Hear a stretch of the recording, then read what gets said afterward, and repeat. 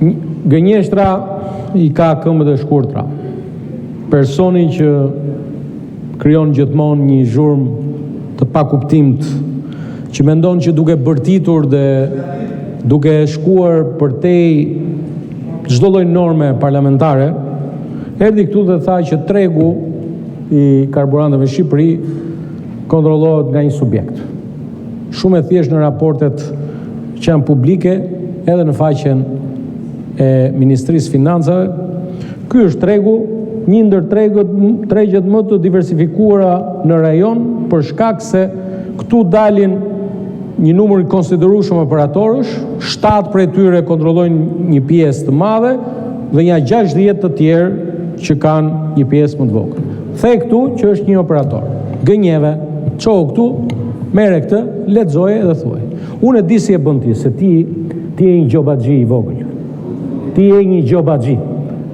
Ti je një gjobaxhi. Ju ture një biznesmeni. Zoti Balla, ju lutem fjalorin. Jo, zoti kryetar. Zoti Balla, ju lutem fjalorin. Kjo nuk është fyrje. Kjo është siç ja bëre këtyre. U vodhe të dhënat e partisë. U avodhe të dhënat e partisë, je i dënuar se i ke vjedhur Partisë Demokratike të dhënat e antarësisë.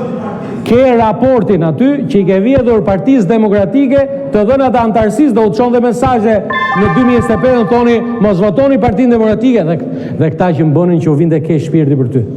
Ndërkohë sa për ambasadorin Erik Wendt, generalin Erik Wendt, fakti që në 6 vendet Ballkanit Perëndimor, emrimi i parë nga Shtëpia e Bardhë vjen në Tiranë, dëshmon mbi të gjitha partneritetin e fortë mes Shtetit Bashkuar të Amerikës dhe Shqipërisë, vëmendjen e madhe të Shtetit Ta përfundoj.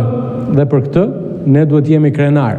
Mbaj mend, emrimi i parë pas zonjës në Athinë dhe emrimi i dytë është në Tiranë. Dhe ky është një mesazh shumë i mirë, ndërkohë që kërkon zëdhënësa të Partisë Socialiste, mos përmend njerëz që s'kan asnjë lidhje me Partinë Socialiste. Kaq po ta them. Faleminderit. Fjalë